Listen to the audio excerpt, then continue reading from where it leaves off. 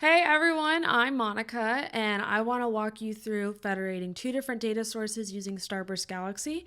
We're going to be federating S3 and MongoDB, and then we're also going to build out a data lake reporting structure within S3, also using Starburst Galaxy. I have all of the instructions for how to complete this within the GitHub repository, so go ahead and check that out, and let's get started. So the premise of this example is that we have Pokemon Go data being ingested into S3. Essentially, this has the geolocation data of the Pokemon spawns as well as the encounter information, when it disappeared, etc. But what it doesn't have is any of the Pokemon's abilities, the type, any sort of, even the name. That's all contained in the Pokédex, which is stored in MongoDB. And for this purpose, I've coined PokemongoDB. Essentially, to make any sort of meaningful information out of the data that we have to combine the two together, the geolocation data with the Pokédex data located in MongoDB. To do this, we're going to build out a reporting structure in our data lake using Starburst Galaxy. First, we're going to use Starburst Galaxy to read the data that's in the LAN layer. We're then going to build out the structure layer and clean and optimize that data into, more structured tables, better file formats, etc. Finally, in the consume layer, what we're going to do is we're going to combine the two structure layer tables together into one queryable table that's ready to be consumed by any sort of data consumer out there. We're then going to throw that final table into ThoughtSpot and do some visualizations and analysis to see what Pokemon is most common around the San Francisco Bay. Okay, so the data stored in MongoDB looks like this. It's in CSV format and it's a static table. You can see the number, name, type, ability information. Here's how it looks. Now let's jump over into the CSV that's being ingested into S3. This is what it looks like. Pretty bare bones, has basically identification information, geolocation data, and encounter information. So before getting started, I just wanted to show you the live board that I've created in ThoughtSpot. This is based off of the connection to Starburst Galaxy, and once I create the final table, it should load. So we'll see if that works. Okay, jumping into Starburst Galaxy, the first thing I want to do is create my catalogs. I'm going to first create the catalog connecting to S3. So I'm just going to go through, provide a cute little name, connect with that access key, get that information over.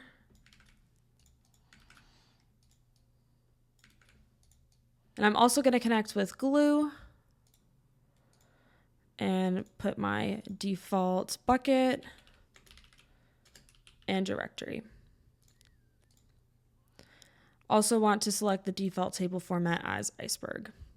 Okay, so my S3 catalog is created. I'm going to go back and I want to create my MongoDB catalog as well. So I have my catalog name. Let's name it PokemonGo. And then I want to add the connection information. And I'm going to remove that. Autofill is my worst enemy. And we are ready to go. So connect that catalog. Next, I want to create my cluster. Let's name it something cute. And then I want to combine to both of those catalogs that we just created. And then I want to select a region. We're not doing anything crazy, so I'm going to leave execution mode off, and let's create our cluster. So that will kick up, and then we will go back to the query editor once it's up and running. Okay, my cluster is up and running, and I've given the account admin role the necessary permissions to insert and create tables, so we're ready to get going. First, I want to make sure I've selected the cluster and the S3 catalog so that we can build out our reporting structure. I want to build my LAN layer in Hive just to kind of make another difference between, the LAN layer and the structure and the consume layer. So I'm going to run that first. I'm going to run the schema, creating that LAN layer. And then what I want to do is create the table from my external location where the CSV data is being ingested.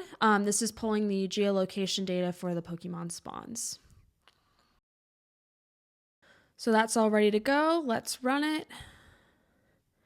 Here you can see all of the same information from that CSV we looked at previously. Moving on to the structure layer, first thing I want to do is create my schema for holding all of my Iceberg tables.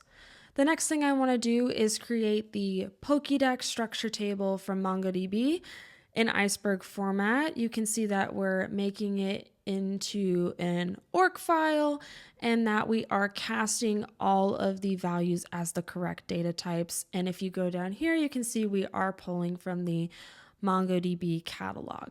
So let's run that table.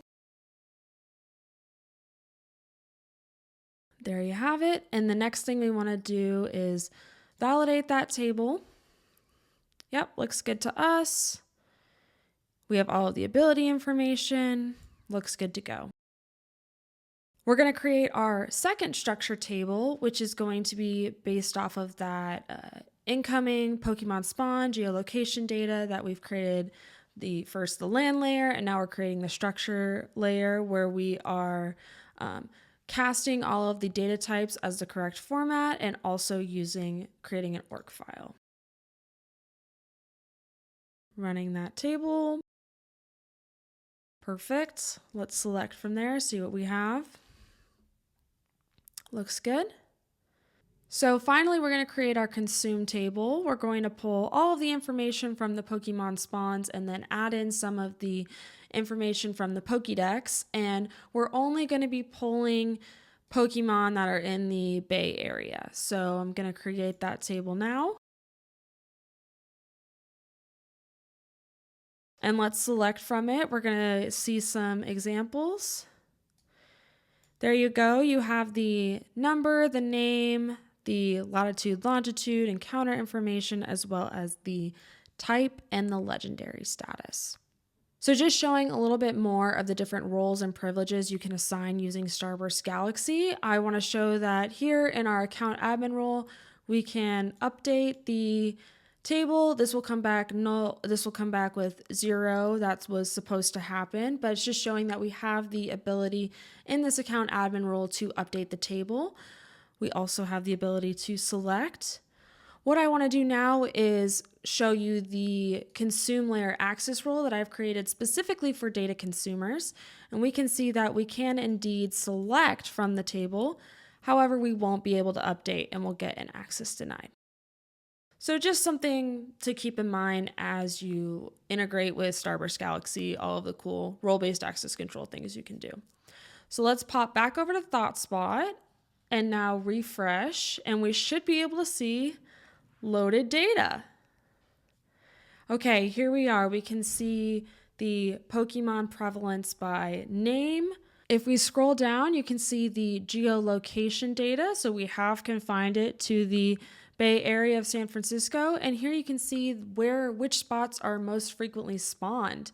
If we go check out Alcatraz, you can see that is a pretty hot spot for Pokemon to be. So something to know if you're ever visiting. And we can also see the types of Pokemon. So it makes sense because we're in the bay and I've included the water in the geolocation. That water is the highest type of Pokemon. And we can also break that down further and look at the type 1 and the type 2. So you can see, interesting that there's a lot of flying Pokemon in our specific region. So I want to pop back into Starburst Galaxy and just show you something really cool with the query history. We can see here's the update query that failed, and then from here you can see all of the queries that ThoughtSpot ran to create that live board. So definitely something cool. Thanks for joining me today. If you have any questions and you're going through the GitHub repository, feel free to reach out. I'd love to help.